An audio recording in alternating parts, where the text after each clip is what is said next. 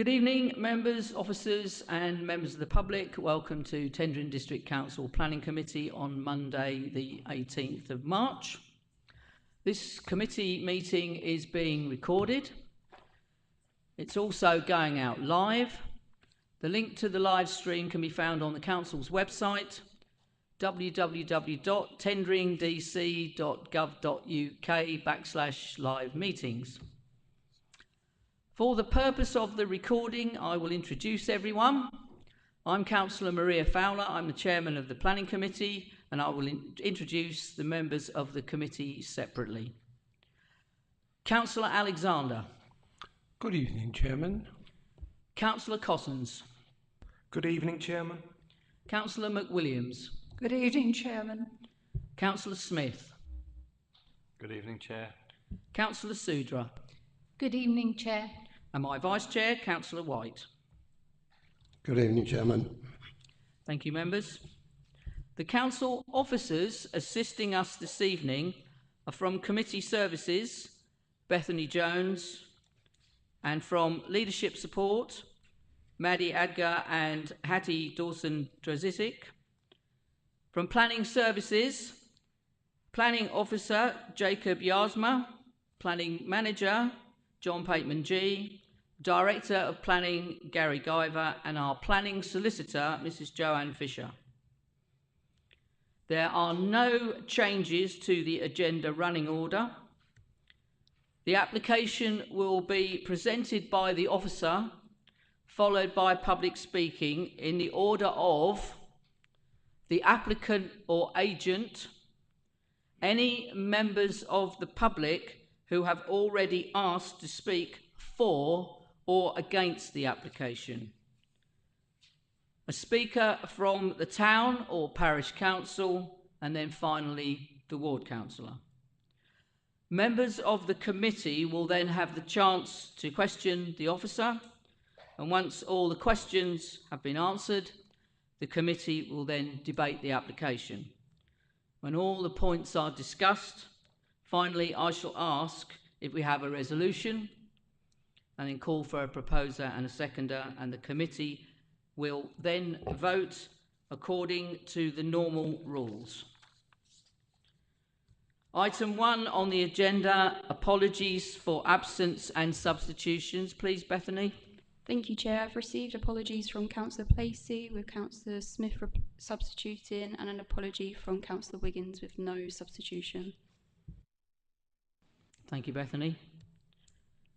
Item 2, declarations of interest. Are there any members? Councillor Cossens. Thank you, Madam Chairman. I would like to declare only a personal interest in so much as I am the councillor for a neighbouring ward backing onto the backwaters, i.e. Hamford and Kirkby-Soken. I also appear on the council's website as a member of the Nays Management Board, but have not been to any meetings. And as this application is following on from 20 years ago, I've also been a past member of the Hamford Water Management Committee, which are making a comment tonight, but I'm no longer a member, and I was also a farm manager bordering the backwaters as well. Thank you, Councillor Cossens. Are there any other interests to be declared? Thank you. Item 3, questions on notice pursuant to Council Procedure Rule 38. Bethany? Thank you, Chair. I've received no questions. Thank you. Now, before we have our presentation from our officer, Mr. Yasma, I'm going to go over to Mrs. Fisher, our planning solicitor. Thank you, Chair. So with the agreement of the Chairman of the Planning Committee, it has been agreed that the organised site visit for agenda item number A1 21/02144/full land to the south-east of Fulton Hall, Harwich Road, Little Oakley, has been cancelled, but the committee meeting to determine this application will go ahead.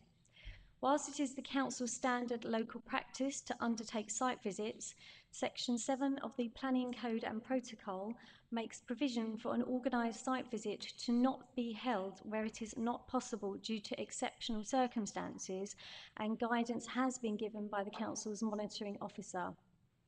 Site visits are not legally required for the determination of planning applications, but form part of local practice.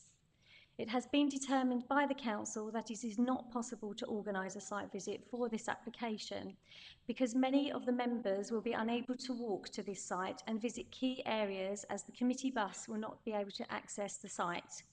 The closest drop-off point is 2.68 kilometres away from where the works proposed would mainly take place, and any attempt to visit the site may result in health and safety risk for that individual given the distance and uneven ground conditions likely to be encountered. Instead, arrangements have been made by officers to ensure that members can gain a full understanding of the impact of the proposed development through additional supporting material that will be presented to members of the committee this evening. Thank you, Chair. Thank you, Mrs. Fisher.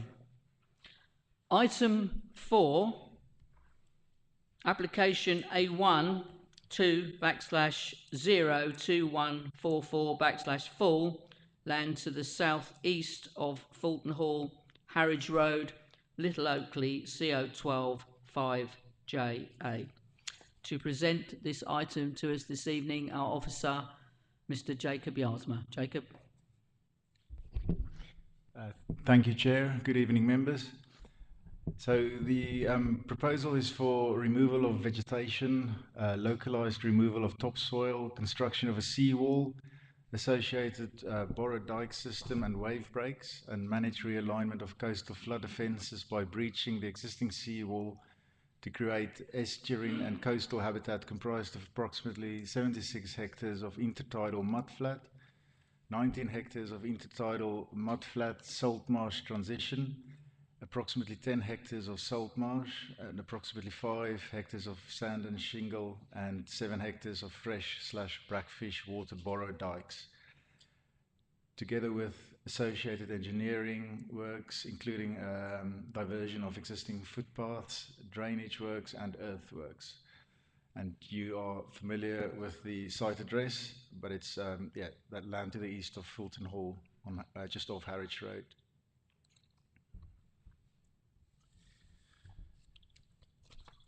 So before I move on to the slides and the presentation, so members will be aware of the fact that this proposal is in front of you because there's a requirement to provide habitat compensation because of the loss that will ensue at the Bathside Bay Container Terminal development.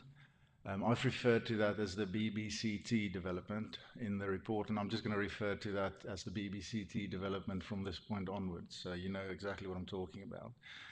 So whilst this application is linked to the BBCT development, it is really a freestanding application for members to consider tonight, but the BBCT is clearly a consideration because we are consistently referring to it in the report. The BBCT development was approved way back by the Secretary of State in 2005 or 6, and there was imperative reasons of overriding public interest for that case. It was an IROPI case. So back then in 2006, a near identical realignment development was approved by the Secretary of State with a 10-year time limit. Now that 10-year time limit took us to 2016, and that planning permission for this realignment scheme is therefore expired, hence why this application is now in front of you tonight. So just bear in mind there has been an approval back in 2006 for a very similar scheme that has now expired. Phase 1 of the BBCT development has been implemented. So moving on to the wider context aerial. So that's the application site there. It consists of some 138 hectares of land. It's a very extensive site. Little Oakley is located there to the northeast. You can see the built-up areas of Dovercourt and Harwich and the historic town of Harwich there to the north. Obviously, I think quite usefully, it shows the location of the Bathside Bay area as well in that location there. I'm just going to change my pointer to that laser pointer. So up there, up north, and you have the passenger terminal there. Opposite the estuary, it's obviously Felixstowe. Just to give this presentation meaning and context, you'll see on quite a lot of the photographs and videos that I've taken, you'll see the cranes in the background of Felixstowe. I'll constantly refer to that. You'll sometimes see the tower at Walton on the Naze, so that it's quite useful just to bear those landmarks in mind so that you know exactly where I stood when I took certain photographs and videos.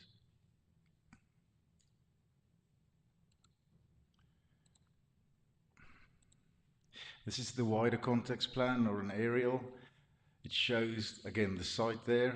The site is very sensitive. Oh, it's located in a very sensitive area. There are quite a lot of designations on site and in the surrounding area, like Councillor Cousins mentioned. It's just next to the backwaters. The site forms part of a coastal protection belt, a special protection area, a special area of conservation.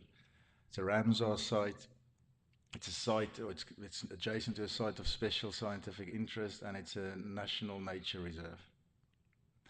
This slide shows existing footpaths or public rights of way in yellow, and then it shows, existing and retained footpaths and public rights of way in yellow, and it shows in purple the proposed footpaths around the newly created nature reserve, and it also shows, it's supposed to show the location of listed buildings, nearby listed buildings on the B1414 Harwich Road.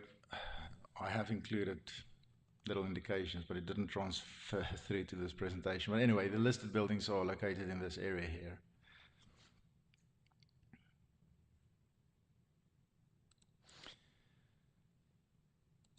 Now, this is a realignment scheme to create compensatory habitat.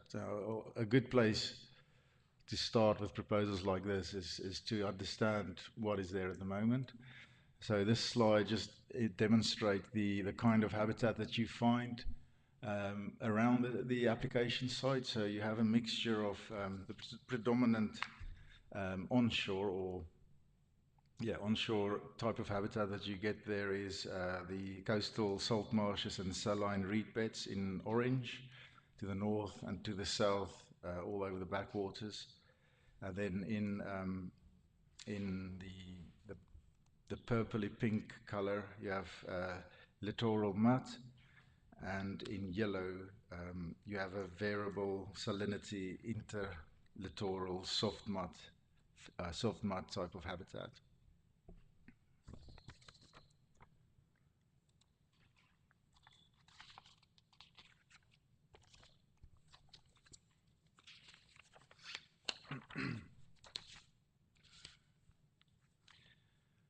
So, in terms of the proposal in front of you, this slide shows the planning scheme, the development that you're looking at tonight. So starting at the bottom, I'm just going to talk you through this slide. I will return to this slide again in more detail, but in terms of the overarching proposal, so starting here at the bottom and just working our way around in a clockwise direction. So this is really a key area, because in this sort of curvy section here, the existing seawall will be retained, and then more or less, the existing seawall then extends in a westward direction along here. In this area here, extending northwards, it is proposed to create literally a new seawall at 4.8 meters high at its maximum height. So that new seawall will extend in a northern direction along the line of my cursor, and then it will make a 90-degree turn, extend in an eastern direction. This is all new seawall now that I'm pointing out to you. And then it will go south, southeast up to that point, all new seawall, and then at that point, it will join up with an existing seawall. So that you can see what they're doing. They are just building a new seawall, and at the same time, there's going to be a 70-meter breach in the existing revetment section, or the concreted section of the seawall. So that breach will obviously allow this area to flood with the tide. So they're basically they're basically inviting this crucial sort of transitional area between land and sea back inland by creating this new seawall and new flood defense all the way around. So together with that, it's proposed to divert the existing footpath, because clearly at the moment you can walk all the way around next to the seawall up to that point, or linking up with that existing footpath. With the breach of the seawall, that's not going to be possible anymore.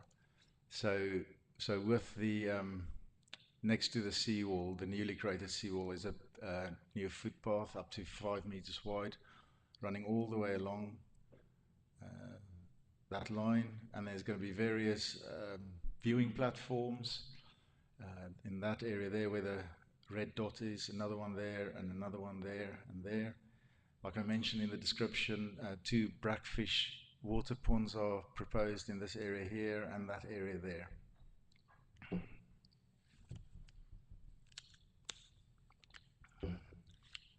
Right, so I will return to this because when I show you the photographs and the videos, I will refer to these areas in particular, because I stood here today and I took a video for you, or a clip. I stood in that point there, and more or less at that point there where the seawall will be breached. So this is a wider context shot again, that's hovering over the site just south of the site, looking northwards. And right, so the next 6 slides are photographs and clips of the site and area. So the first one that I'm going to show you now after this slide is an image taken standing on the existing seawall in that location there, looking in a northward or a northwestward direction.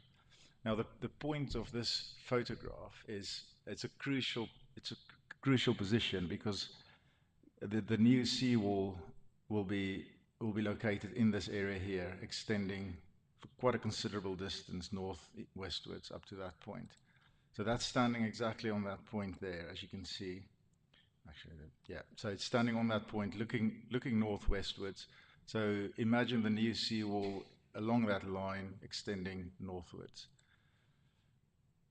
Now, okay. So this is now.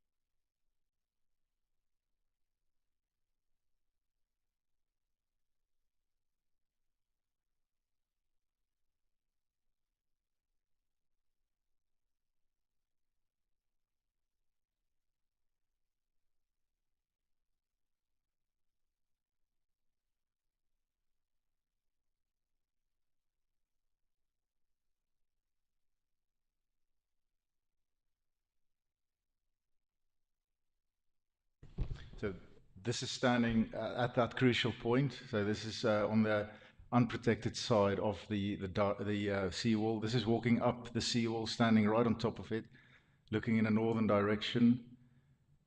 And there you can see the existing footpath extending in a westward direction back towards Walton on the Naze.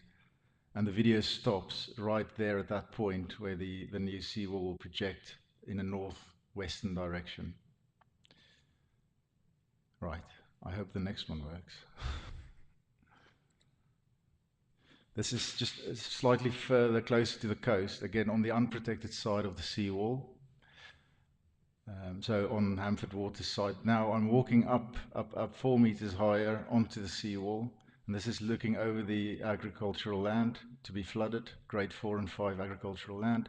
That's looking back westward, and again looking in a northern direction back towards the escarpment, and little Oakley in the background there. I'm just going to play it again because I think it's quite a useful image or a useful clip.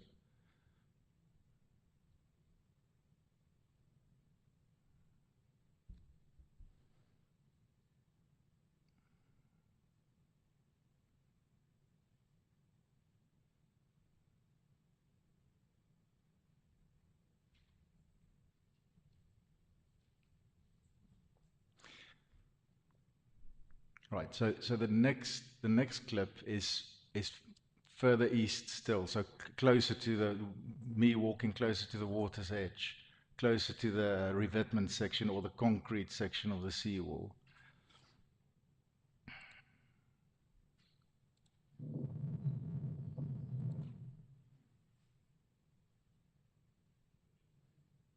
This is looking over the agricultural fields to be flooded, panning in north and northwestwards.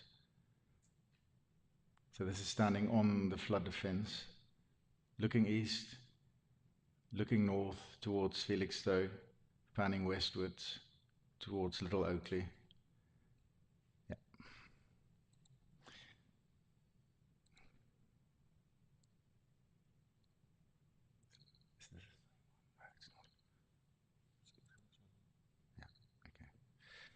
Right, so now we are moving ever so closer and closer to the concreted section of the seawall. So we're standing almost at the easternmost tip of the bendy section.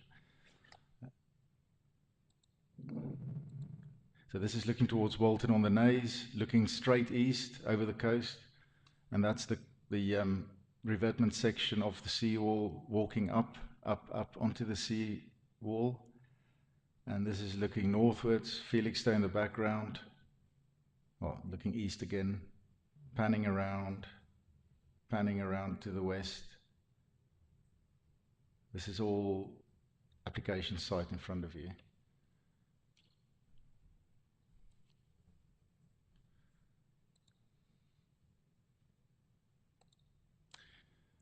And this last video clip is standing right on top of the concreted section of the seawall. So you can see Felixstowe in the background.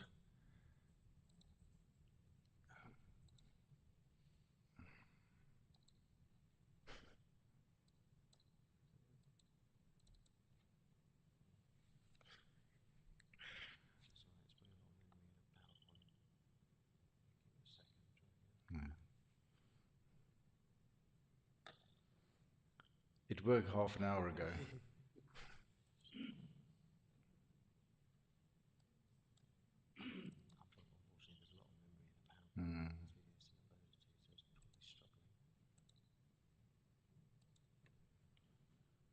We can come back to this one.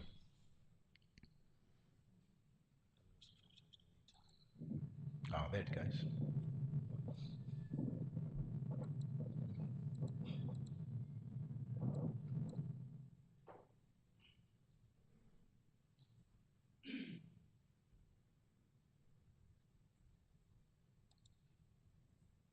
Okay.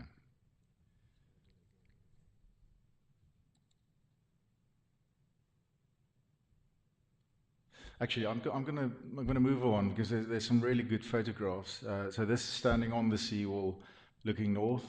So the breach in the seawall will probably be more or less in that location there, for 70 meters further north.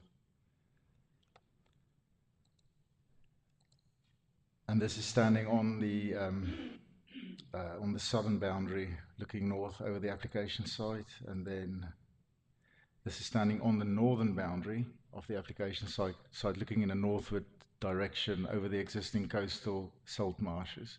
Earlham's Beach is on the to the right of picture there.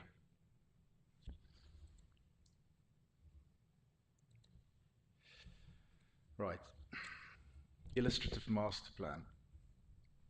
So this slide demonstrates the various different types of habitats that the proposal will create.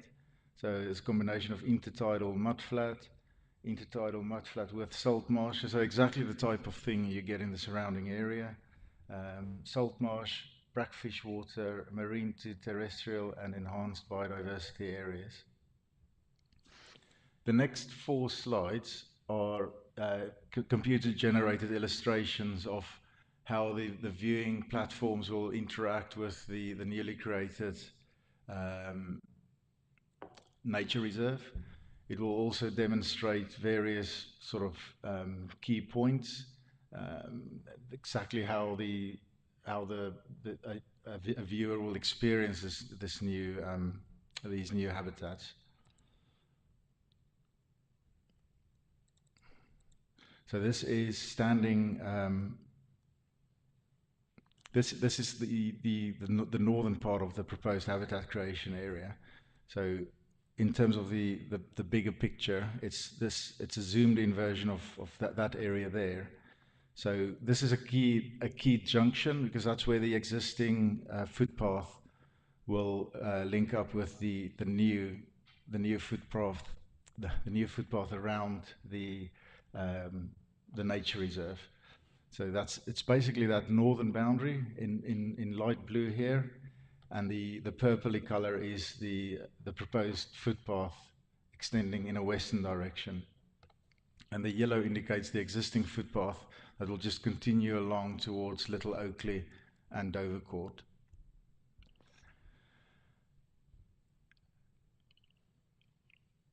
So in this area here, again, there's going to be a brackish water pond there, just to the north of the newly created footpath, and a combination of intertidal mudflat, intertidal salt marshes, and then, yeah, like I said, an enhanced biodiversity area.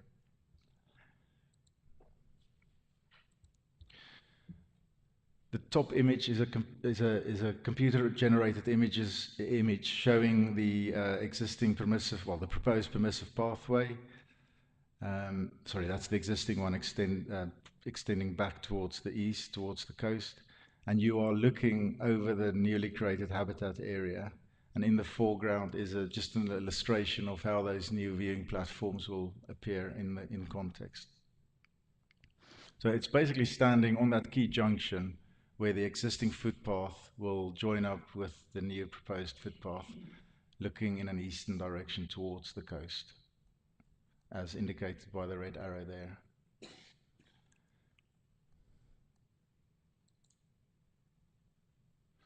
So exactly the same pattern, but just looking at that southern area now. This is another key junction, because that is where the existing footpath or the existing permissive right-of-way coming from the west, so from the Walton on the Naze direction, walking in an eastern direction. So at that point there,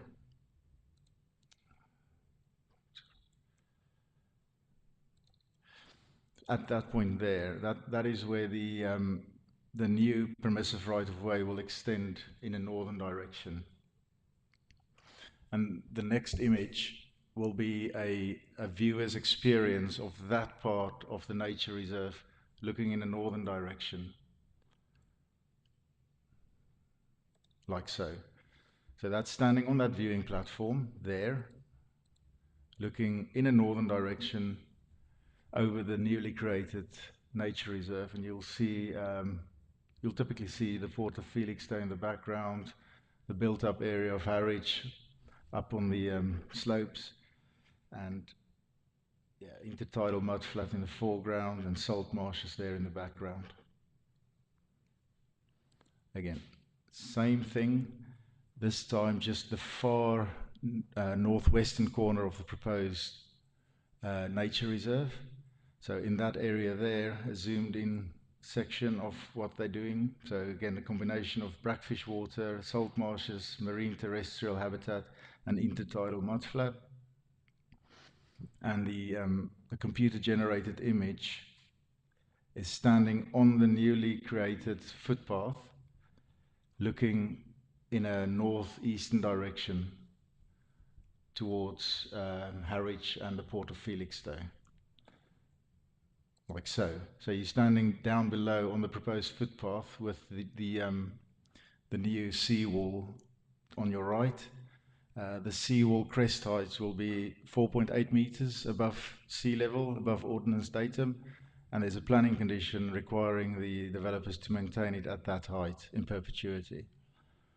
And there's also an illustration of the viewing platform. You can walk up there and enjoy the view from there.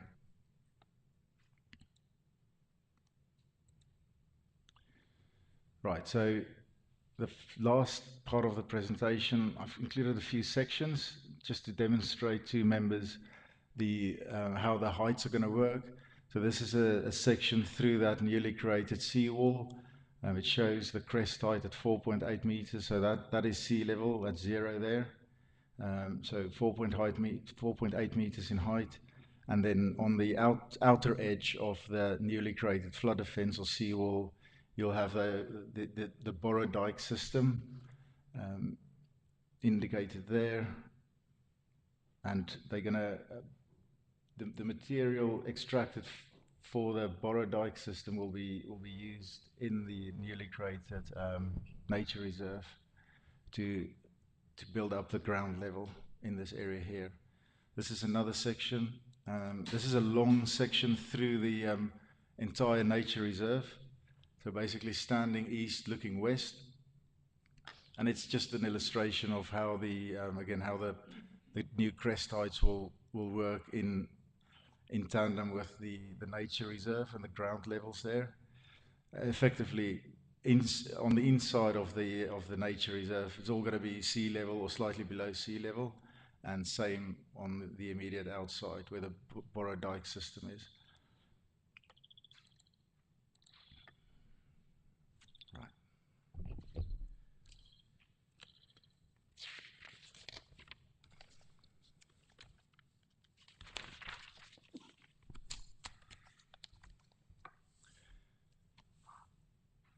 Joanne, I don't know if you want to come in now before I do the conclusion, just to update members on the legal agreement position.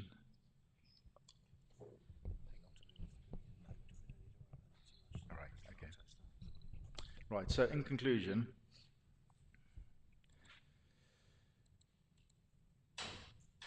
the application is in front of members tonight because of the significant public interest that this scheme has generated. We have received over 130 comments, most of them objections. Councillor Bush has also called in the application way back in 2022, I think. I need to refer you to the update sheet briefly. The first and most important point to highlight is under the heading Loss of Agricultural Land, an updated assessment against paragraph 180 of the NPPF or the framework. It's important to update you because I've made a mistake.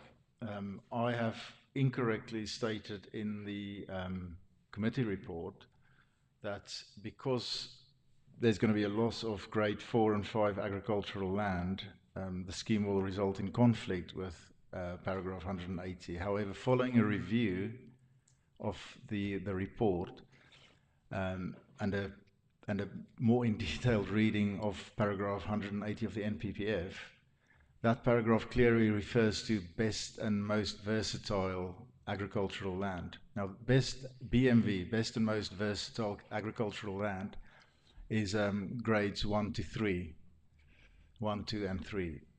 This is clearly grades 4 and 5. Government policy actually directs developers or changes, if there's going to be a loss of agricultural land, government policy actually directs developers to grade 4 and 5 agricultural land, which is not BMV land. So with that in mind, the scheme will actually result in no conflict with paragraph 180. So insofar as the principle of development is concerned, There's no policy conflict with the NPPF or indeed our local plan policies in terms of the principle of development. There's a brief update on the Habitats Regulation Assessment, the HRA, and that is needed simply because following the publication of the committee report, we've had a very important and very critical consultation response back from ECC Ecology, who in a nutshell, in summary, basically agree with our assessment. But I just need to highlight, ECC Ecology have confirmed that they are satisfied that Tendring District Council can conclude that the project will avoid an adverse effect on the integrity of the habitat site listed in the committee report, either alone or in combination with other plan and projects. So they raise no objection. The ECC Ecology response is included in full on the second page. And then turning around, there's just additional clarification in terms of our heritage and archaeology assessment. But it basically just confirms that officers,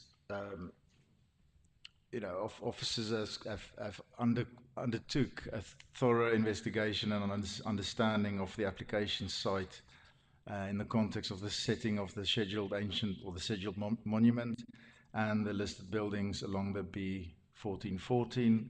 We agree with Historic England's position that there will be less than substantial harm. It's at the lower end of less than substantial harm. The NPPF paragraph, I think 208, requires us to give great weight to the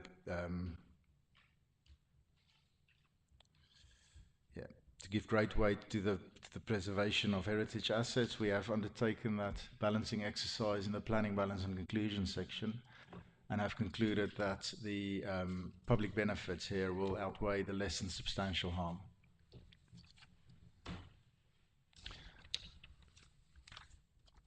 And second, the penultimate point, there's been an objection from Titchmarsh Marina. They raise points 1, 2, 3, 4, and 5 as set out in that late update sheet. Points 1 to 3, as raised by Titchmarsh Marina, are really matters of very detailed considerations that will be covered under the Marine Management Organization license application and the MMO license application, and things that will be covered under that MMO license application will be typically compliance with the adopted marine plan, considerations under the National Marine Policy Statement, the need to protect the environment and human health, etc., as set out in that bullet-pointed list.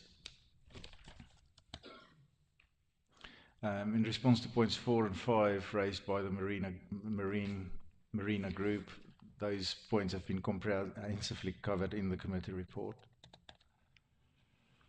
So, having regard to the update sheet, and for the reasons set out in the committee report, Office's recommendation remains unchanged and as per sections 1 and 8 of the original committee report.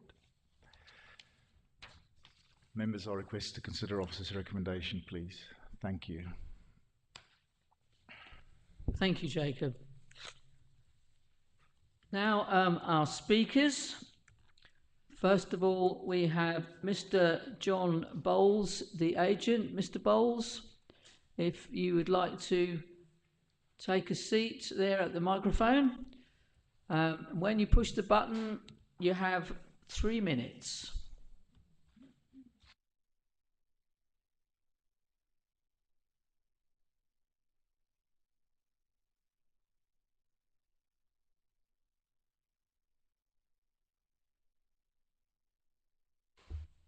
Good evening. I'm John Bowles, a Director of Savills and the planning agent for this application. On its own merits, this estuarine and coastal habitats creation scheme will deliver considerable ecological benefits, including 166% BNG. The Council's Habitats Regulations Assessment concludes it will not adversely affect the Hamford Water SPA and SAC.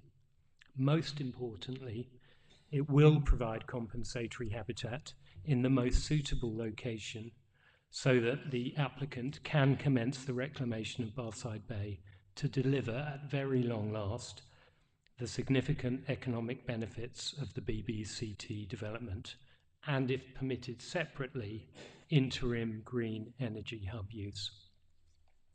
The applicant has done its best to take on board the concerns of local residents. Bridging the seawall breach to maintain the existing footpath alignment and allowing walking along the top of the new section of seawall are not acceptable to Natural England because this could cause disturbance to the birds the compensation is intended to support. The applicant has, however, been able to maintain public access to Earlham's Beach and is providing 5 viewing platforms so that footpath users and nature watchers can access the top of the new section of seawall and look across the new habitat area. The applicant and its consultant team has a wide range of experience of design, assessment and monitoring of realignment and ecological compensation schemes, including locally in the Stour and Orwell.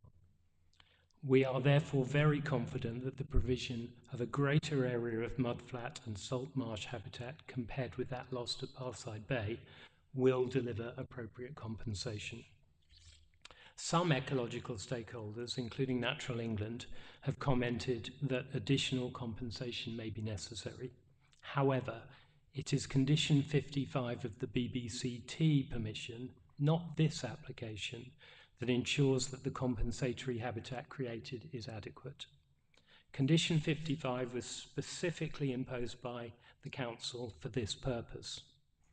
In the highly unlikely event that this application scheme was found not to fully provide the compensation needed for Bathside Bay, the adaptive management provisions contained under Condition 55 will ensure that, if necessary, any additional compensatory measures must be delivered.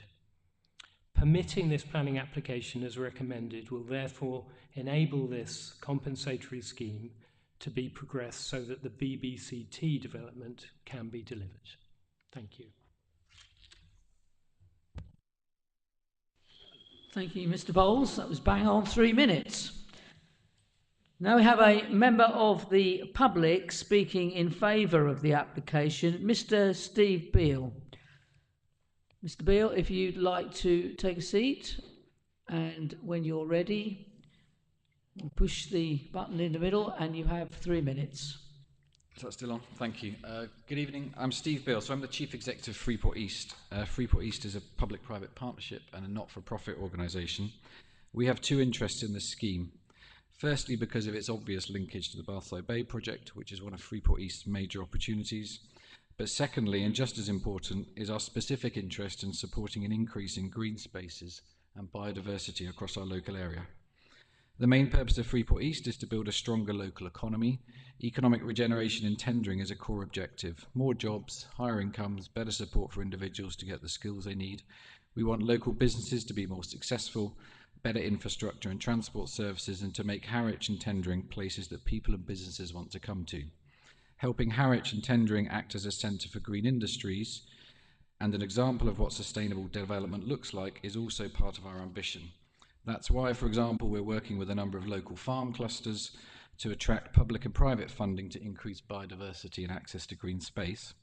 Our view is that the high quality, ambitious and indeed exciting Little Oakley scheme will help that process and encourage more investment in green spaces in future.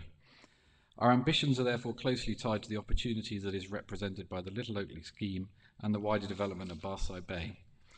Bathside Bay and its interim use as a green energy hub is the single biggest development opportunity across all of Tendring and North Essex in the coming years. It will facilitate a range of high-value green jobs, attract new businesses, as well as bring in significant new funding that will be reinvested into the local economy. The Little Oakley realignment scheme is critical to unlocking the Bathside Bay development, but also an opportunity to create a valuable new set of habitats and green space. In our view, it creates an ambitious and valuable addition to well-designed and accessible green space and habitats. We understand there will be reservations around the changes planned, but we also think it's important to consider the wider linkages of the project to local opportunities for people across Tendring, as well as supporting wider environmental changes. If led locally does not proceed, it may not stop Bathside Bay completely, but it will certainly lead to further delays and prevent a significant amount of investment that will otherwise flow into tendering. It will also remove a valuable model of what sustainable development should look like, and an exemplar for the wider Freeport East area, and indeed East Anglia as a whole, which is one of the most biodiversity depleted regions of the UK. In summary, based on this proposal, which we believe strikes an appropriate and delicate balance between a range of different interests, whilst delivering a range of benefits beyond the site itself, we really hope it will be supported this evening. Thank you. Thank you, Mr. Beale.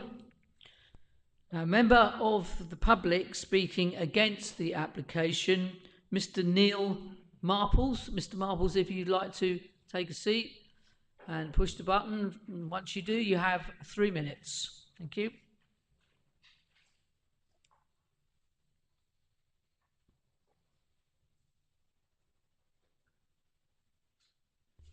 I'm Neil Marples. I'm one of the local SEAL medics on behalf of British Divers Marine Life Rescue, a charity that rescues marine mammals, including seals.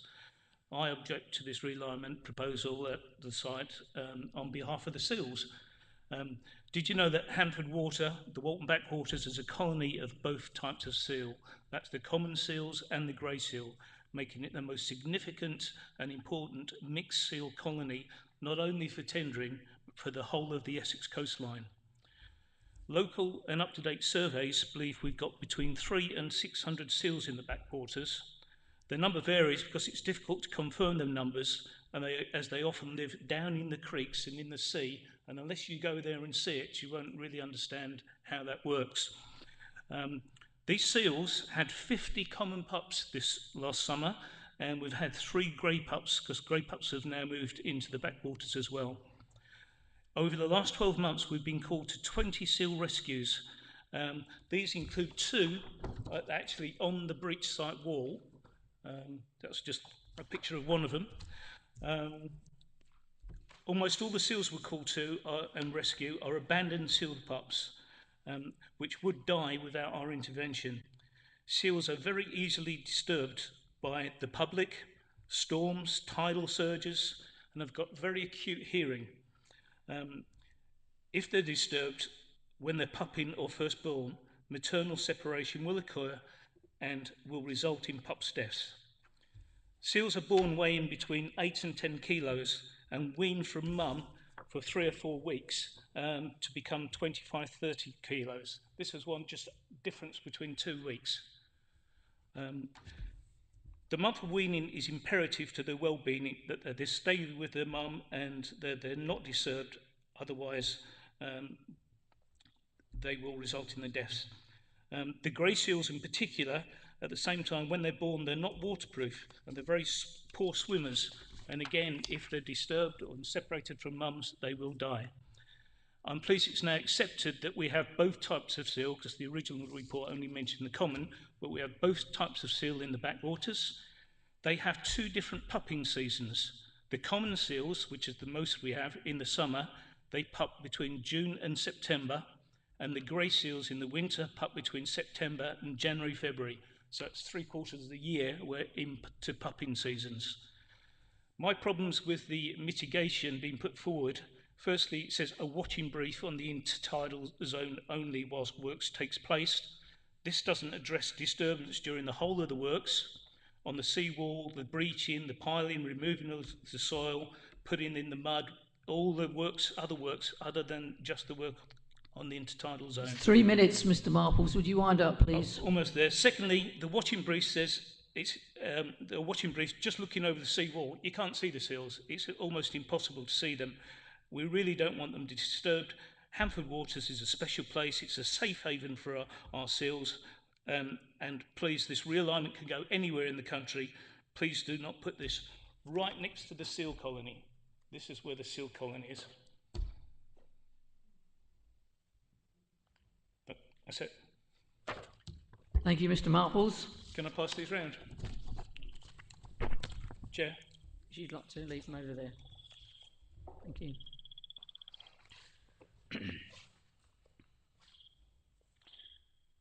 Now the parish council.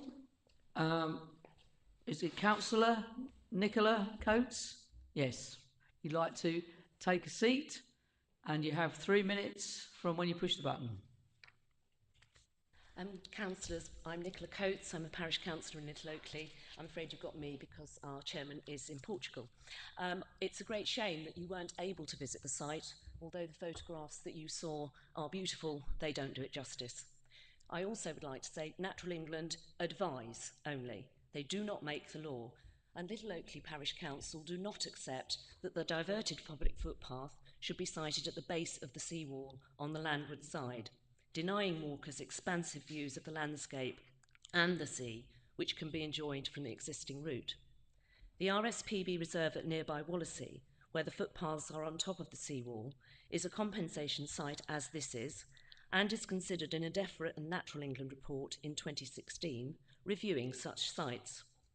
Little Oakley Parish Council can find no evidence in the 2016 report, or in the information provided by the applicants, or elsewhere, which identifies that walkers on top of the seawall will disturb the birds.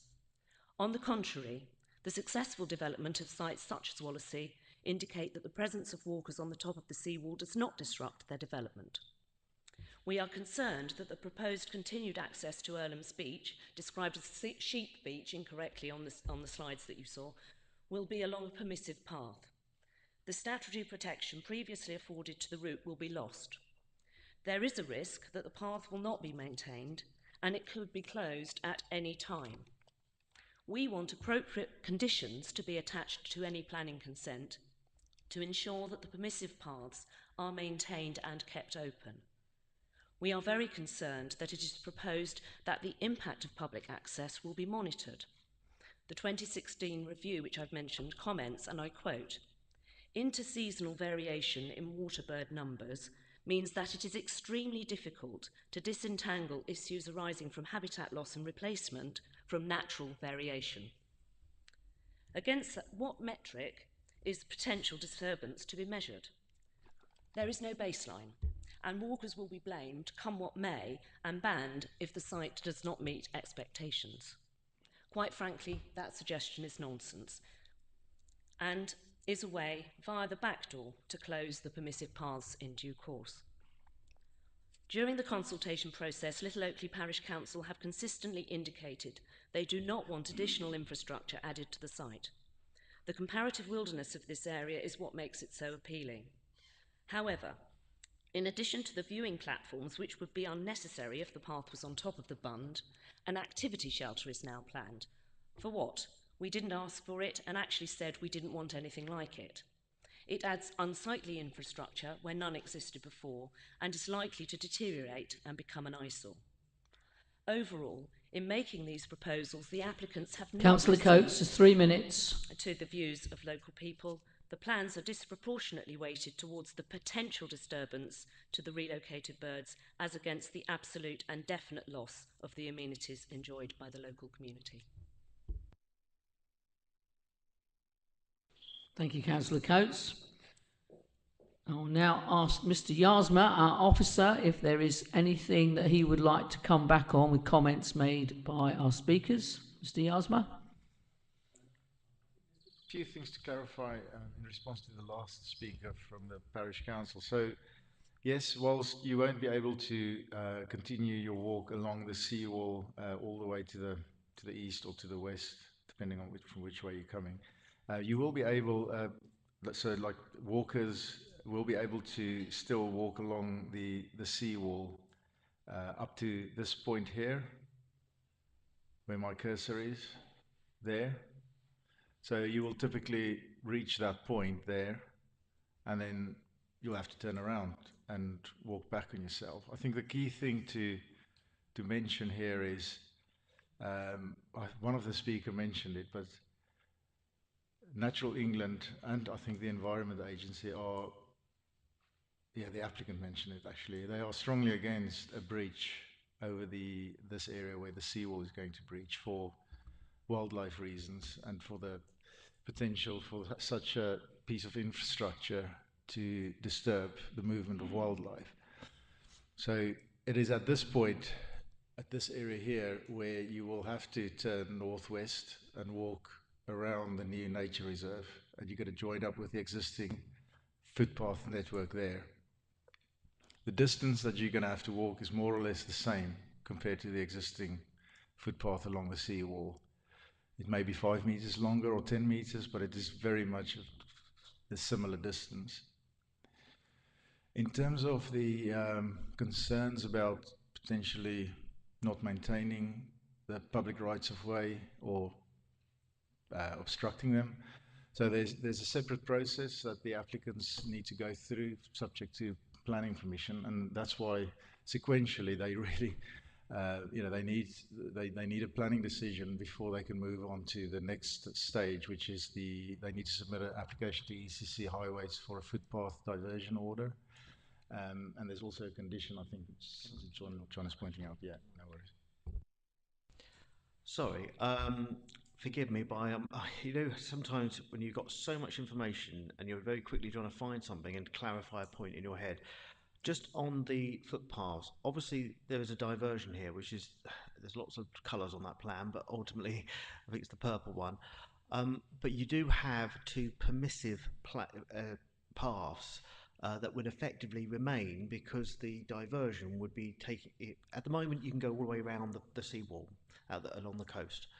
But because you're going to have a split in that, the sea is going to be allowed in and we're going to breach the wall at that point, the two paths that lead to the breach become permissive, as opposed to actually any longer being part of the public right-of-way. And the public right-of-way just goes inland, in effect, to get to the top. The point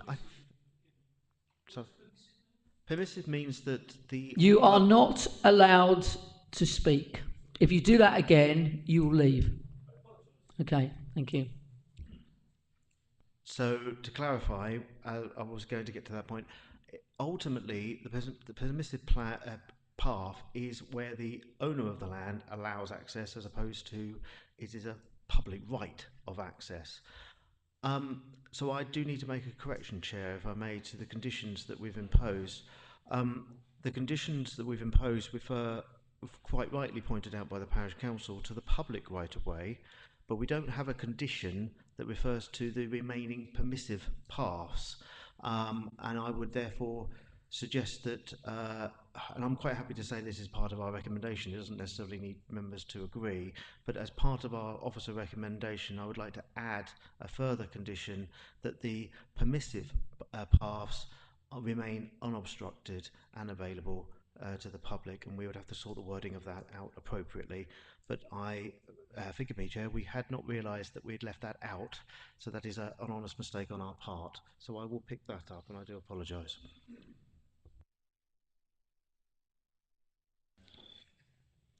Thank you, Mr. Pateman G. Was there anything further you wish to comment on the comments made by the speakers? Or was that it? No? Yeah, okay. Thank you, Jacob. Members, over to you for questions to the officer. Councillor Cossens. Well, I was going to say, I've got several questions, but the first one was really the layout of the site and sort of picking out the map you've got showing up there. Can you show us on that map where the red hills are? The red hills. It's mentioned in the report. I believe that there are several red hills on the site, where they used to burn salt in the past, and often on the slightly higher bits of ground. I just wondered whether they coincided with the, little islands that were being left because they're slightly higher, but there was mention of the red hills. There's several books written about it, and I know there's some further round but I'm sure I've read that somewhere in the report, though I probably couldn't put my finger on it.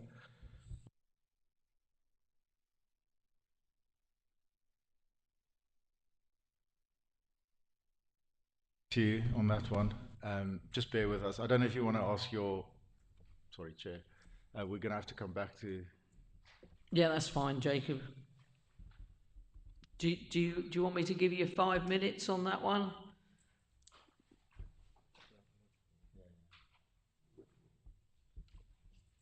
So this is in respect of the salt-making sites referred to as Red Hills, non-designated archaeological sites. Yeah. I'm going to have to... I don't know where the exact locations are. We're going to have to look into it. Are they within the I don't know where the exact locations are. We're going to have to look into it and come back to you. Yeah.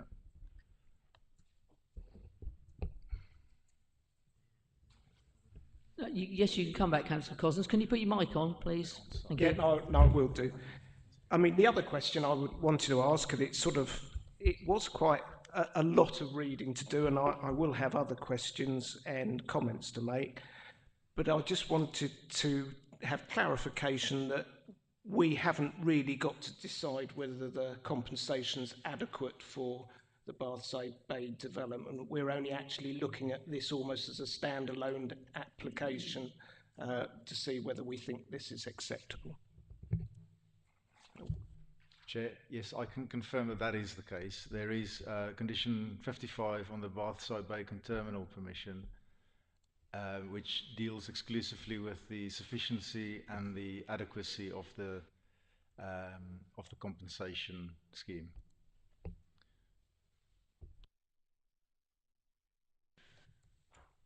Yes, you may come back, Councillor Cousins. Right. That established, the other comment that I would have, having spent quite a lot of time, is we start to talk about skylarks and lapwings, etc. And this site, partly because it's poor agricultural land, you would tend to grow cereal crops that might be a bit gappy, etc. So you were creating an environment that was probably actually quite good for skylarks, because you would have created, natural gaps by the crop not growing. So I wanted to know whether we should be looking at compensation for the loss of habitats on this site, particularly skylarks, because I have been involved in creating skylark plots in other arable land where we sort of leave the drill and don't drill certain little squares, etc. So I wanted to know why we weren't really looking at perhaps some compensation on that and on any other animals that perhaps are going to be displaced from that because of the loss of particularly the arable land. I guess that links up with the first question about sufficiency and suitability. So I think the first thing to point out is that the aim of this proposal is to provide a better habitat creation compared to what's there at the moment. But I take your point. So the applicants have provided extensive bird survey data. I guess there will be areas here that will be suitable for skylarks. Precisely how many hectares, I don't know. I'm going to have to come back to you on that.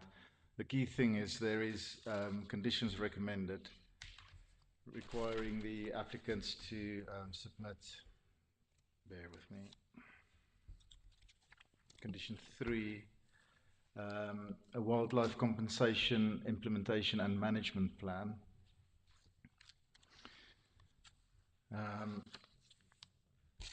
Pardon?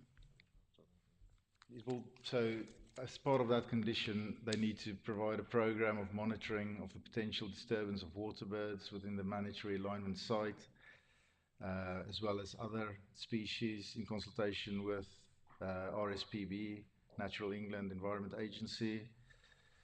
An adaptive management plan will have to be prepared in consultation with the Royal Society for Protection of Birds, including Natural England.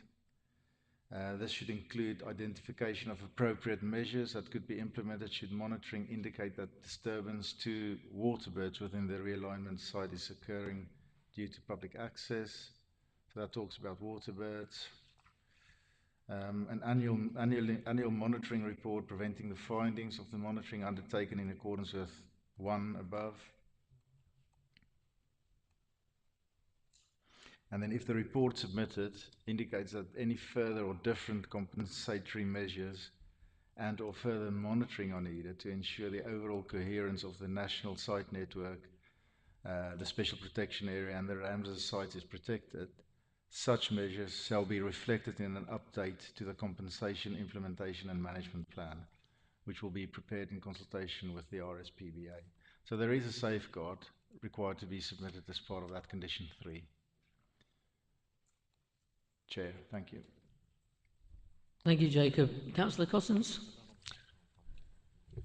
I was going to say, I mean, the only difference over 20 years now is that we've got sort of biodiversity net gains, etc. And it just having read, and I'm, you know, this is so long, and I perhaps should have marked it, but we did actually somewhere in the report talk about skylarks, etc. But they don't seem to be being covered, and quite clearly, looking at the drawing, most of the arable land has been taken out of this. So, and you know, my original comment was that it is the poorer land where you would have gaps in the crop, which would create natural habitats for skylarks, whereas on your more productive land, you would actually perhaps have to drill those in. So that was my comment, was that I was not talking about the compensation to do with Barside Bay, but more the compensation for perhaps loss of habitat within this particular application. Thank you, Councillor Cossins. Councillor White. Thank you very much, Madam Chairman. I think the question that I had in mind has partially been answered. However, it was raised by the parish council that there is a warning somewhere in the papers that walking on the seawall would spoil the problems for, or give problems for nesting birds. I can't find it either, so I think perhaps the officer could help us on that one. The idea that people couldn't see over the seawall, I think if the planning manager's suggestion of the permissive footpath being put in, anybody walking on the permitted footpath can easily climb the seawall. So I think that would be a very helpful condition to be added if we could. But getting back to the original problem, could the officer tell us where the warning came from for the people walking on the seawall would spoil the chance for nesting birds?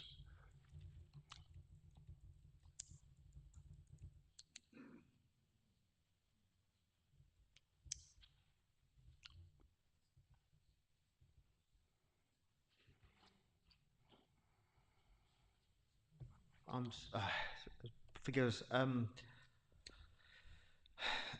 The point of the scheme as a whole is to improve. You know, it's a compensational scheme, but in its own right, it is a wildlife development, if you like, site. It is to improve biodiversity net gain. It is to improve all those things, and obviously the point of trying to reduce, there's a conflict here, I certainly can see that, between the people enjoying the walk around that area, but also keeping them clear of sensitive areas for bird life and so on, and that includes nesting birds. The idea behind that is that you don't allow the footpath to go across all the way around, because if it goes all the way around, you create a circular walk which will encourage people to use that walk, which will encourage people to disturb the wildlife more. You don't allow the public to go along the top of the seawalls at all the points available, because again it encourages that walk. On the other hand, they've got other options from a viewing platform or for alternatives to view the wildlife from a suitable distance, in theory.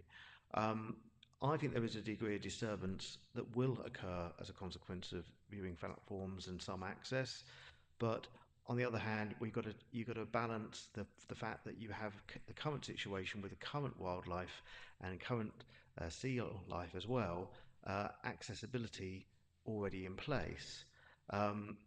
This is a different combination of accessibility versus improvement of wildlife overall, and that is the balance of judgment you're making here. I don't know specifically though around nesting birds and a warning in respect of that. So I don't know where to find that immediately to hand.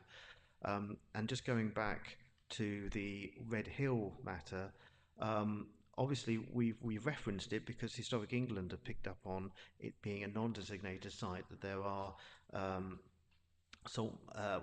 possible Iron Age and Roman salt-making sites, for which I think there was about 10 of these within the Red Lion site. I cannot, unfortunately, find any specific reference, and I've had a very quick look round now, including the archaeological record itself, that actually tells me where these are specifically within that site. Unless you have that more than I have, because I can't find anything. As part of the assessment, this was, it's a 95-page report, and there were a considerable number of documents to work your way through. But I can recall, as part of when I assessed this application and when I did the report, I'm relying on my memory here.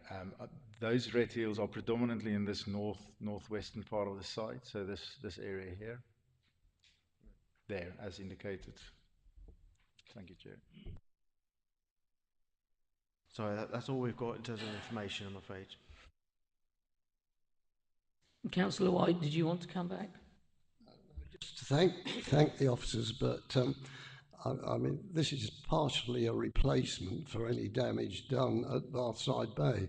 Now, I don't know what types of birds would nest in the mud, so I don't think we're having to worry too much. And I'm bearing it now in mind with the nature site in my own parish, where the birds actually nest in the shingle, but we don't get any of birds nesting in the actual mud. So I don't think there's too much that we can hang on disturbance in that sense.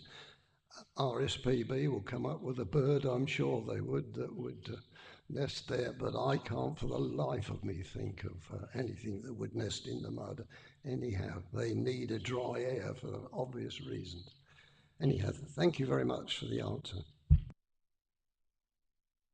Thank you, Councillor White. I'm going to go to colleagues in a moment for further questions, but I'm just going to ask the officer a question myself.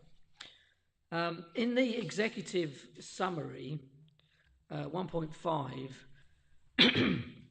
a previous planning application for a near identical realignment and habitat creation scheme was granted by the Secretary of State in March 2006.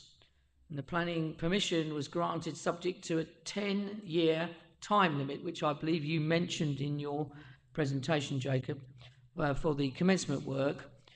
However, the permission expired in 2016. Yes, 2016, yeah. And this is the sole reason why there is now a requirement to resubmit an application that was already previously approved and is considered to be a significant planning consideration by officers. Now, my question is a near identical realignment. Near or identical? I cannot be sure that it was identical. That's why I used the word near identical. It was certainly near identical in terms of the site area, I can tell you that much. But in terms of the detail, I don't think it's very relevant to be able to be armed with all that information in terms of similarities in terms of detail, because it's it's going to be very difficult. But it is very near identical in terms of the site area. I think that was the point I was trying to make. And yes, as we see it, that is the sole reason why there was a need for this application, because clearly that planning permission expired, and had they implemented phase 1 of the BBCT permission and commenced works here, they wouldn't have needed to submit this application again. Thank you, Chair. Thank you, Jacob. Well, like colleagues, I've spent quite a number of hours, especially over the weekend, going over your report and looking at what we have on the public access And I think that's actually quite important. I do, that particular point. Sorry, Mr. Pateman G. No, sorry, I was just waiting for an appropriate point to come in as well. Do you know what? We've just found it, and I've just now got a copy of a plan showing me where all the red hills are. Hooray! Do you want me to quickly put that on screen just to show everybody? Just Yes, so please do. Please do. These are non-designated archaeological sites. Can I just switch that to here? Then I can. The majority at the top there, but there's a few at the bottom. Yeah. Right. What does that show you? No, it's all gone blank. What do I do? Try again.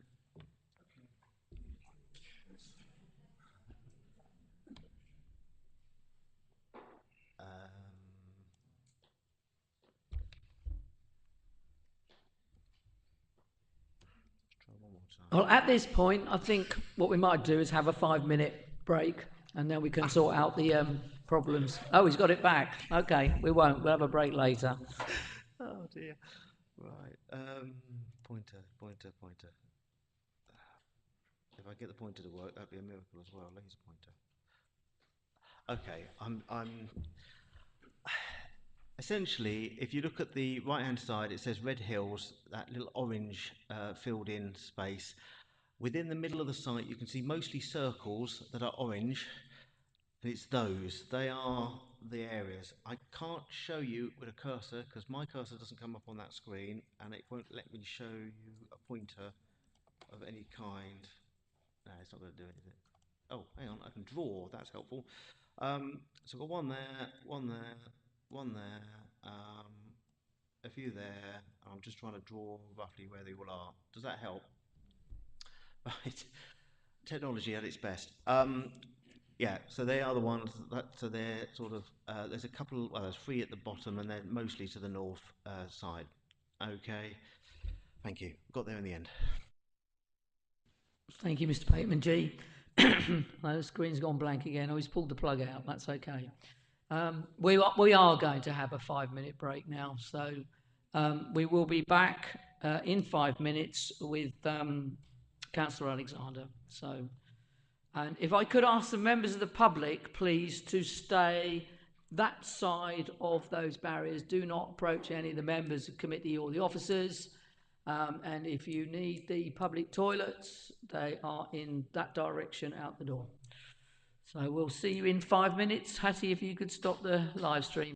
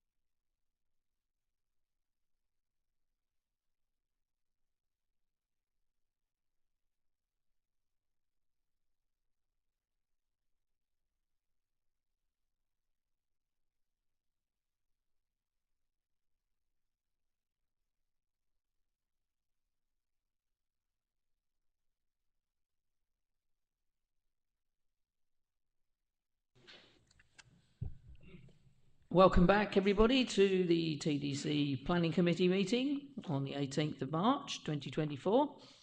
So we will continue with questions for the officer, and our next question is from Councillor Alexander. Thank you, Chair. Actually, most of the questions I wanted to ask in depth have already been answered or put forward by Councillor Cousins, and very elegantly, may I say. But going back to the Red Hill, in the submission of the 2022 by Historic England, they highlighted it in depth, but in their further one in 24, they didn't. They only covered it very lightly. Does this mean that they have moved on from this, or archaeological, because of some time past that, archaeological assessments might have been made at that time?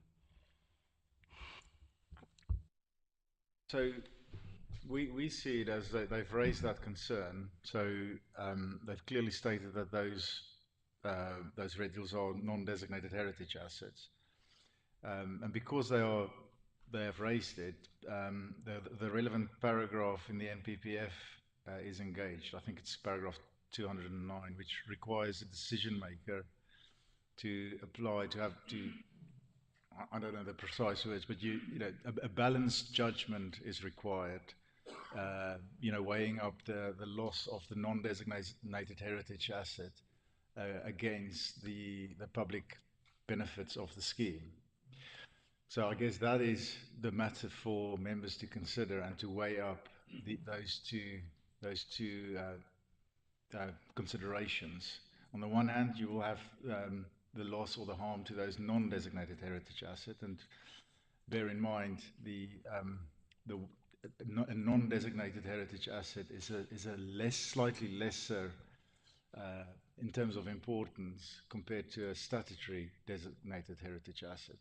Hence why the different test of a balanced judgment is required. I hope that clarifies, Chair. Within the compensation scheme, and it goes on to explain in detail the various creatures, scrubs, and all of the hedgerows, etc. Could the officers assure us that all of these will be covered and don't become part of the material consideration of the application that's before us this evening?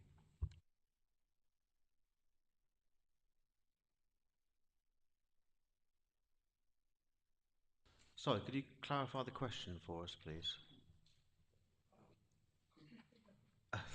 Can't keep getting this thing. So you're asking for reassurance that all the existing hedgerows and plant life and so on will be retained, I assume, along the... No, sorry, can you clarify the question? What I'm actually asking is within the compensation, that what is required from hedgerows to scrub, all the way through to animals, voles, bats, the whole lot.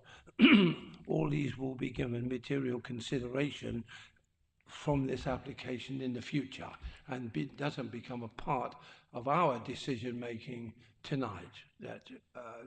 Or is it a part of our decision making tonight? So this proposal is obviously for the breaking of the seawall, brand new seawalls, and as a consequence, creation of a new habitat within those areas. And all the sort of mitigation, wildlife and landscaping, soft planting and so on, that consists of, and the different creation of habitats of different types across the site is controlled as part of the application for you to determine and conditioned within your papers and recommendation Condition 6, for example, on the landscaping, and others within that document. So they are material to your consideration because it's the proposal before you. It is the change from agricultural land predominantly to this new creation of land of a different type, and that is by default part of the proposal because of the works to the wall and so on, that the engineering works that are part of the proposal. Well, Chair, when I read the conditions, I saw 6 and I realised that all that had been before us in the agenda was almost covered in that one particular section in concerns over biodiversity, etc., ecology, etc. So I can assume, can I please, that all the concerns raised by the various organisations, in which there are many, are being looked at and dealt with in the future. So some of the concerns of other interests relate to whether or not there is enough mitigation or compensation for Barside Bay.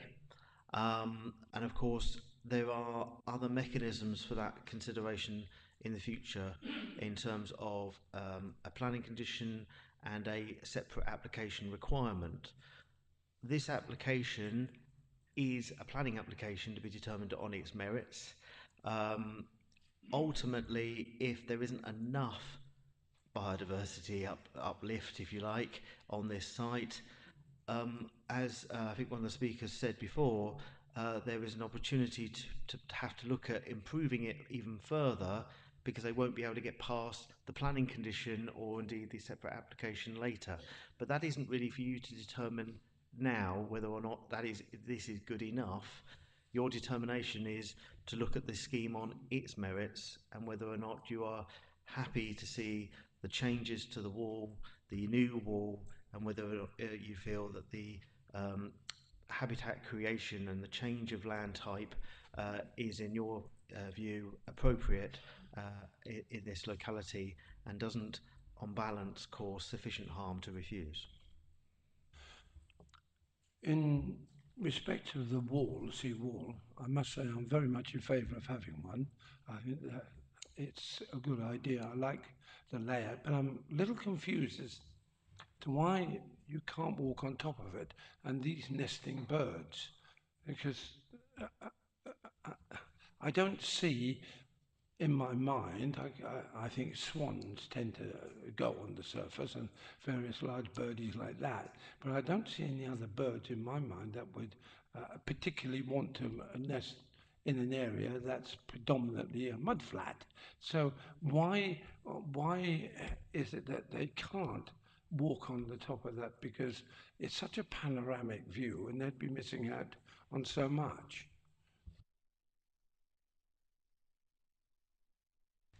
Right.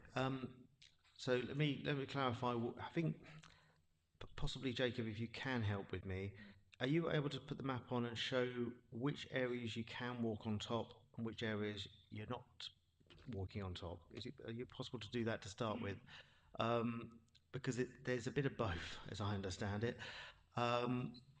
Ultimately, though, in terms of the new seawall, you've got two. You're obviously on a wall, so there's two bits of land consideration. There's what we're going to call the mud on the internal piece, but you also have land on the other side, because if you look at the red line actually stretches beyond. Sorry, yeah, the red line stretches beyond the sea wall at points, because that is part of the uplift of biodiversity as much as the stuff within the seawall. So there's measures beyond that, beyond the water, because you're obviously adding new water in here as well. You need to account for that for drainage around the wall itself. And ultimately that is as much as part of the improvement as what's inside the wall area as well. So it's not just mud. You've also got areas of biodiversity improvement outside the wall, which birds will be nesting and using. So there are two environments, one side of the wall to the other, that it is making reference to. where are we on top of the wall and where are we below wall? Can you So just to clarify give you that? further clarity on that. So this part of the newly created nature reserve, that is obviously existing seawall which you can walk on top of. So this northeast facing boundary, if you like, people will still be able to, to walk at an elevated level and enjoy panoramic views over the habitat creation scheme looking south. Um, as we've mentioned, the permissive right-of-way section along the southern bend, where it curves, that's an elevated walk, so you will be able to enjoy views up to that point of the reserve. It is at this crucial junction here, and after my explanation, I'll quickly jump to that computer-generated image because that will really clarify it. So it's at this point here where the new seawall will be obviously at 4.8 meters high, and the public footpath will be next to it on the outside, more or less sea level, or just above sea level. So it's only at the viewing platforms there and there and there and there where you will be able to walk up to that viewing platform and enjoy views there. I guess that is how it's designed.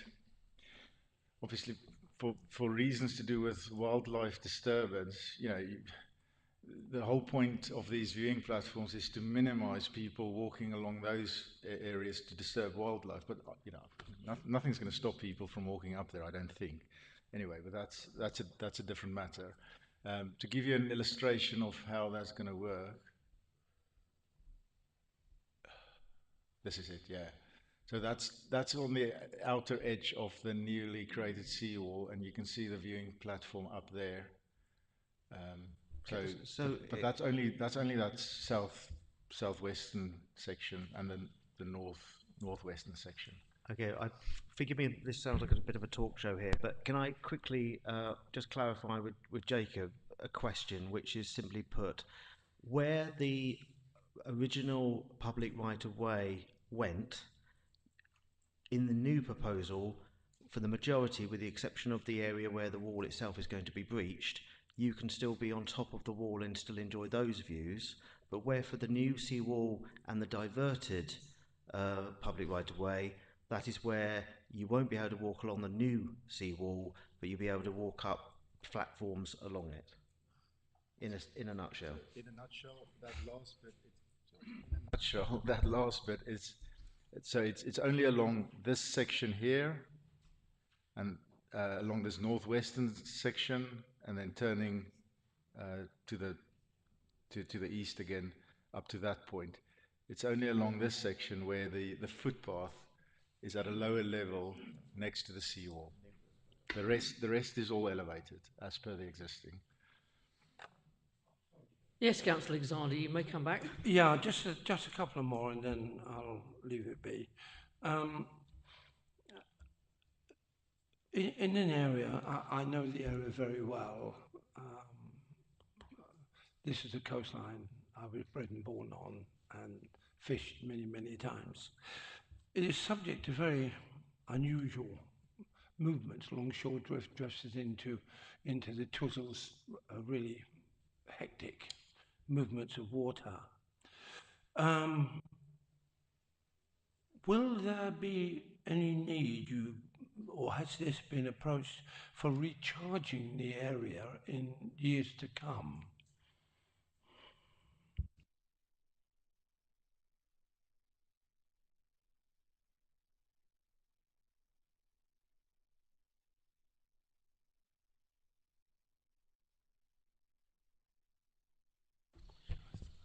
So, but by recharging from, and I'm not a coastal expert by any means, so are we referring to long-term maintenance of the creation of the marshes and so forth, and the shingle and everything else that would be part of that?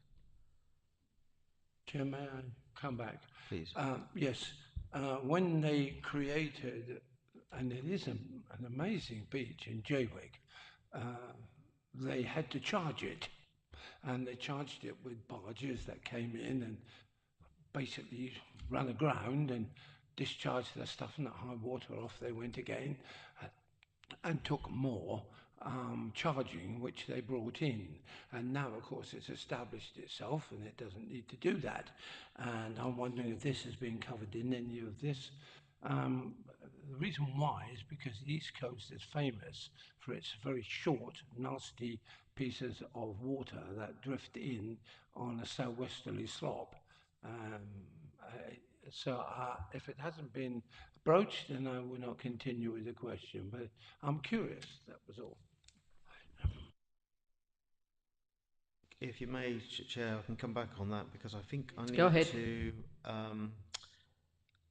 There is obviously a construction environmental management plan, and I would have to clarify if that would cover long-term maintenance and recharging as part of that. And I will just clarify what other approved documents we can, just to double check that hasn't already been covered. I can't answer that straight away, but I actually agree that obviously over the lifetime of this, that is certainly a consideration that we need to have available to members. So if you don't mind, if I have 5 minutes with my officer to run through the documents and find the appropriate one. Can I just ask my last thing and then You may. finished? Okay, well, we find it first, that would be handy. Oh yes, under B&G, from the Environmental Agency, and they submitted on the 5th of the 2nd, 2024, it says we have received the supplementary environmental information and why we welcome the use of the biometrics and an instance.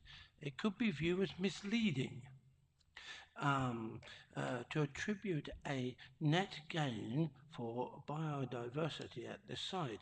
This is because the site is being delivered as compensation for impacts as another site. So I can barrel on, or could you just explain that? Because that's got me a bit confused, that one. Well, I suppose my starting point really should be that biodiversity net gain doesn't apply to this case, because A, it was received before the legislation came in for biodiversity net gain for larger sites, and it's certainly still ahead of the biodiversity net gain that comes in for smaller sites at the end of the month. But ultimately, it doesn't apply. Obviously, being a large development, if biodiversity net gain did apply, you'd be looking for a 10% net gain. But actually, I'm not even sure it does apply to this anyway, because of the nature of the development would probably make it exempt. So I think it is a misleading red herring to talk about biodiversity net gain in that context of the legislation, because it doesn't apply, and I think that's probably why we've tried to move around it. What if you actually did apply it, the rough ballpark figure is like 166% net gain anyway, so it's well in excess of that requirement. But you'd have to look at it on a site-by-site basis. You have to look at this site as its own entity and not look at it in combination with other sites, and the fact that this is here because it's compensational measures to another site. Simply looking at it on its own, it well and entirely outstrips the requirement of biodiversity net gain. But just to make things simple, that doesn't apply anyway, because legislation doesn't exist for this one at this stage.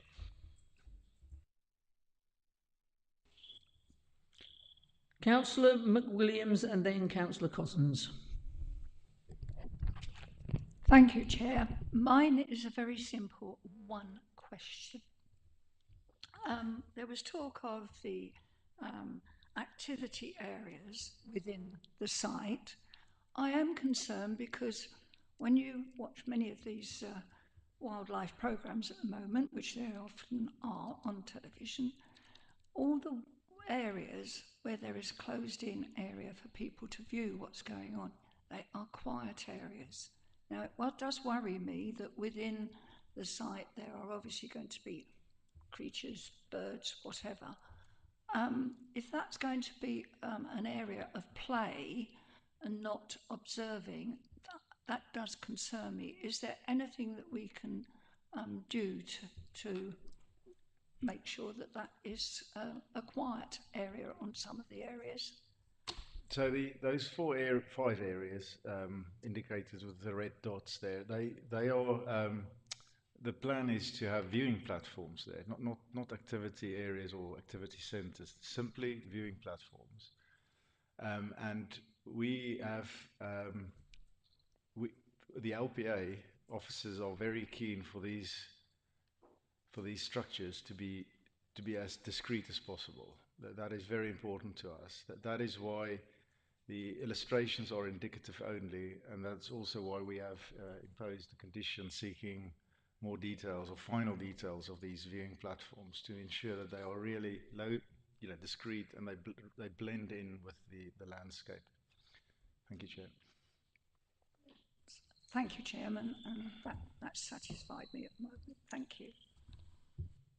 Councillor Cossins, I'm going to go to you now for questions, and then we will go into debate. Okay. Well, I haven't got any more questions. I was just going to ask, whether I could start the debate, because... Well, yes, unless there's any other questions, you may. Is there any further question for the officer? Councillor Smith? Sorry, I just wanted to ask about the seals. I just wondered, it says the seal medic has suggested that we might be able to help with seal rescue and rehabilitation in tendering. I just wondered if that's something that we are exploring.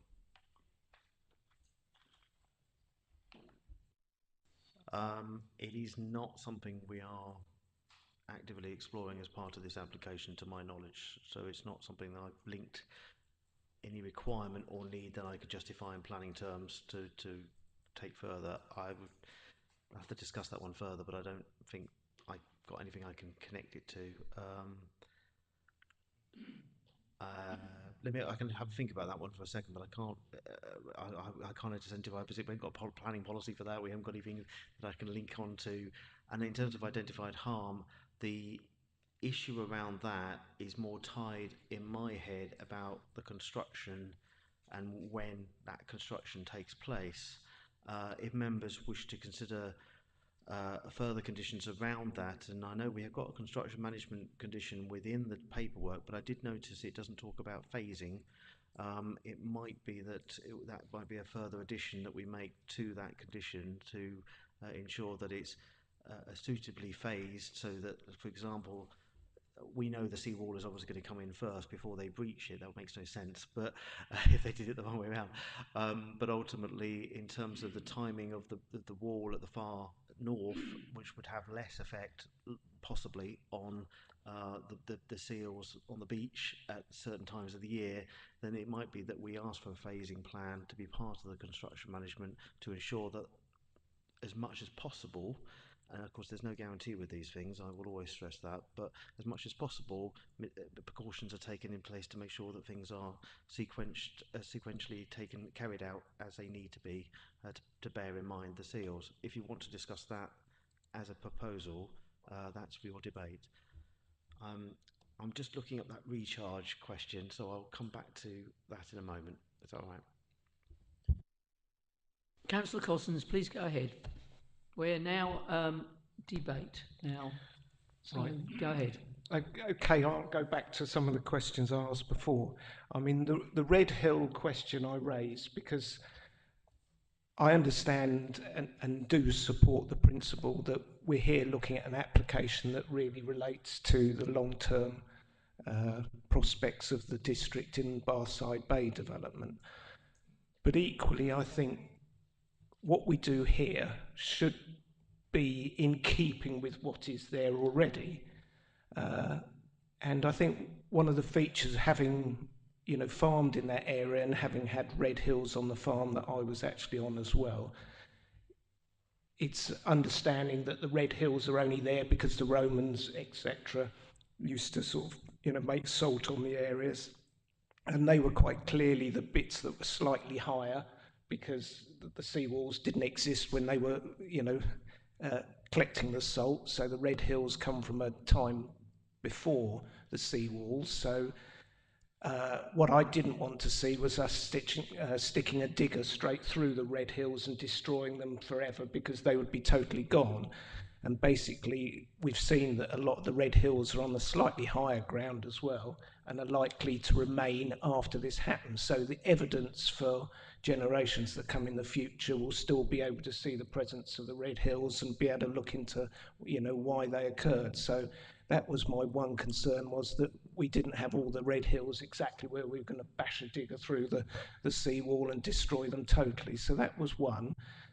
The other thing that I was concerned about is reading about the footpaths, and especially looking at the one along the top of the seawall. And I totally agree with the parish councillor that's come tonight. I mean, as a farm manager, I used to walk up and down the seawall on a regular basis, because we used to have overwintering flocks of Brent geese. And I read in here that the Natural England were against it because it was disturbance to birds in general. I think not just at nesting time, but generally. And quite honestly, Brent geese would spend one time on the water when, low tides, eating the grass that was available outside the seawall. And then when the tide comes in and it gets a bit rough, they tend to move over onto the farmland. So they come straight over the seawall.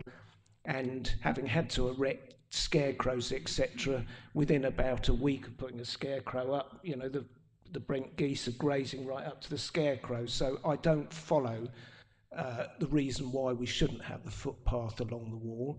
And I think one of the issues, or especially seeing the photographs tonight, one of the things I don't like to see is that the artist's impression, the computer-generated pictures, almost create a urban type footpath on the inside of the seawall, whereas if you look at most of the footpaths around the seawall, and you could walk from sort of up the Naze, round through the Oakleys at the moment, all along the top of the seawall, it's mostly grass, and you're quite clearly in the countryside. And I think the comment was made, seeing it on the screen, etc., isn't the same as being there.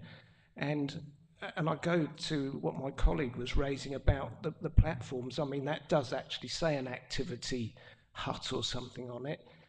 I think those things introduced into it just go on to create something that's much more urban than rural. And I think, whilst I'm quite happy and I can see the need for it as a compensation for economic development coming into this, area, into tendering, I think that everything we do there should be really low key and keep the rural aspect and not urbanise it. And I think hard footpaths behind the seawall is an urbanisation. And I think that the bits put on top are. I am pleased to see, though, because I think another thing that I wanted to bring to this is, I think the footpath, being able to walk from the Oakleys all the way through to the Naze, is important. And I like to see that the permissive footpaths will be protected for the future as well, because I think protecting the footpaths will be important. But I do understand the importance of us accepting this, but I think it should be more rural and not too urbanised. Thank you, Councillor Cossins. Councillor McWilliams and then Councillor Alexander. Thank you, Chairman. Just one point, and that is when the comment was made about the seals by a colleague. We've got a wonderful collection of seals at Walton, and that was done by local people to ensure that we do have the many seals that we've got them there. And it is a pleasure to go down there and actually see them. And I'm just wondering if this is something that we perhaps should be looking at for this area as well, because it would all combine in quite nicely with the feel of what my colleague here, Councillor Cousins, has just been mentioning. Thank you. Councillor Alexander. Thank you, Chair. I'd like to apologise for dropping the charging on your lap, but thank you for that answer, because that covers the whole thing adequately. almost identically, Chair, happened exactly the same, a little bit further away, from the Jaywick into the backwaters and up. It took a little time and one or two recharges, but once it has established itself, it now, with its dunes and its beautiful beaches, actually stands alone. It's worked, but there were a lot of people who were against it and declared it would never work. But of course, it has. The Red Hills, to my knowledge, because I could be wrong on this, I always felt that Red Hills were coming from a lot before the Romans, getting their name from the burned clay that they had to make the fires to make salt. So they are of great archaeological interest, but they've been there a long time, and no one's bothered to do anything about them. And they are all down the East Anglian coast. They're not a one-off thing to us. So sometimes, as you say, you have to make these decisions. It's what happens. I can see things that I would like to put right, but in an ideal world, we can always do that, can't we? Find things that we need to put right. Chair, I think I came here totally open-minded on this, actually, but now I think I'm ready to make a decision and make a proposal when you think it's the right time. Thank you, Councillor Alexander. Mr. Pateman-G. Just to provide an answer for my earlier question, in respect to the recharge point, I now suddenly recall that it's on page 285 of the environmental statement. No, luckily we have word searches that are quite helpful to be able to scan through a document at that size. Ultimately, the recharge is referred to there. It is something that would get picked up in the marine licence in any event, and we have got a condition that refers to the maintenance of the ecology and landscaping that would cover that in part as well. I think as a combination of those points, we're satisfied that that is covered sufficiently unless members wish to take that point further. Ultimately, I did mention the point about the permissive pass being added to any recommendation. We're saying that's definitely going to be added to the recommendation that we're making. So for the recommendation as part of your papers, please accept that we've added the condition to ensure the permissive paths remain available, unobstructive and available for public access. If there's further conditions, members would need to consider those further. Thank you, Mr. Pateman-G. So we do have Councillor Alexander ready to make a proposal. Are there any further comments?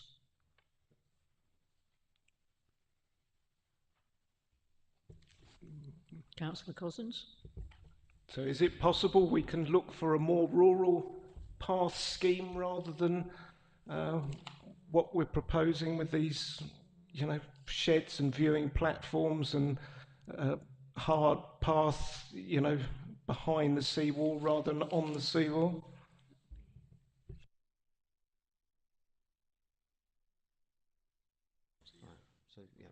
So in terms of, there's a couple of elements there. The question of the viewing platforms, the structures, they are still in effect subject to design that we would condition to be agreed, and we will take on board your comments that they need to be rural orientated rather than urbanized structures. Ultimately, in terms of the pathways themselves, I don't know if you put further comments on that. What's the materials and so on? It's well, it's proposed to be like a compacted, porous, gravelly surface, but so I mean, there's a balance to be struck. I know ECC Highways and even some other statutory consultees, they are keen for these footpaths because I mean. Almost the entire new, footpath around the northern side of the scheme will be at lower level, So they are keen for these footpaths to be usable throughout the year. It's certainly possible to, I mean, they will not appear dissimilar to some of the wider tracks that you get in the area that act as permissive rights of way and footpaths as well. In fact, they will be narrower. Yeah, I guess it's for members to weigh up that requirement.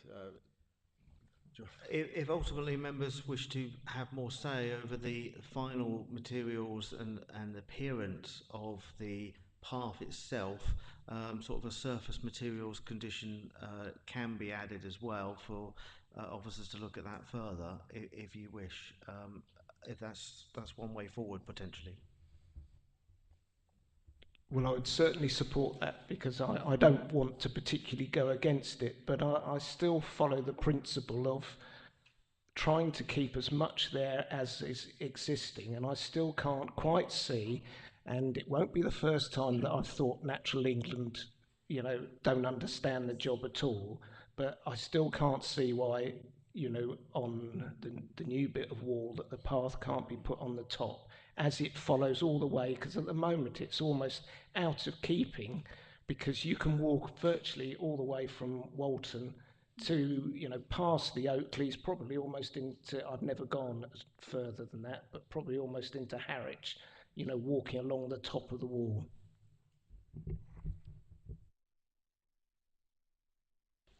Ultimately, I can't condition, well, I wouldn't want to condition that people can walk on top of the wall. That is not the proposal before us. We are walking on parts of the existing wall, but as far as the new wall is concerned, it is not to be walked on the top of. And we're talking two elements here. It's Natural England who have raised a concern about disturbance of wildlife as a risk as a consequence of that. And they are our consultee in that regard, and that is their expert advice. We also have Highways who are ultimately in charge of the right-of-way, the public right-of-way and the route of diversion, who are in agreement, as I understand it, with that proposal of diversion, being it not on top of the wall itself. If indeed they change their minds, obviously that's a different process, but the proposal we have before us is not to have that right over the sea wall.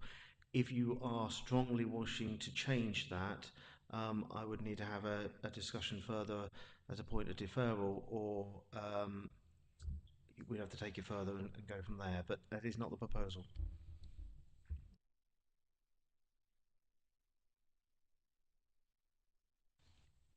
Are there any further comments, colleagues?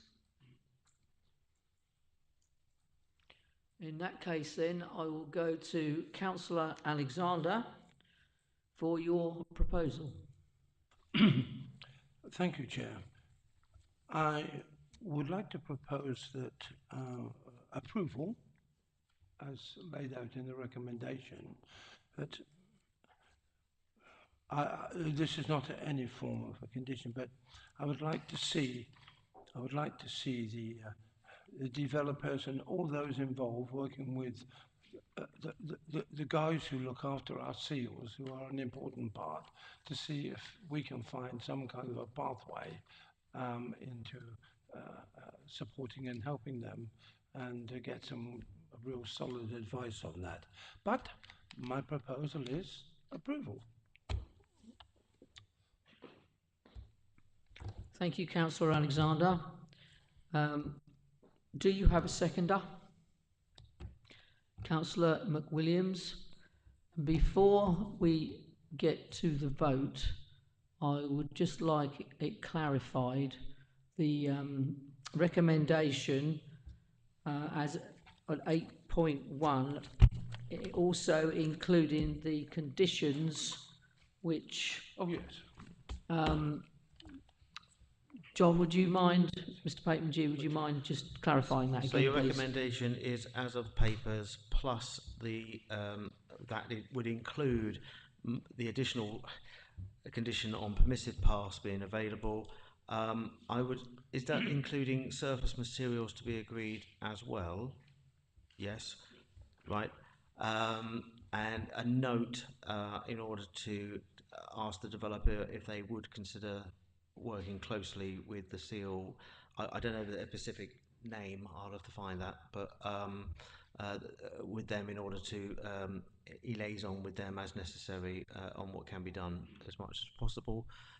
I'm going to add this in, and I might get in trouble for doing this, but I actually do think in terms of our construction management condition, that putting in a phasing plan within that would be a good point to make in order to ensure that in partly in relation to the seals is a point to put forward. So I would actually ask if members would consider just agreeing to that as well, and I will add that in. Thank you. Councillor Cottons. Just to check that I was clear that we are going to look at these structures, aren't we? That's already in there. That one's done. Thank you, Mr. Pateman-G. So we have the proposal from Councillor Alexander for approval, seconded by Councillor McWilliams and clarified for us by Mr. Pateman-G. So we'll now go to the vote. The vote for approval. Show of hands, please.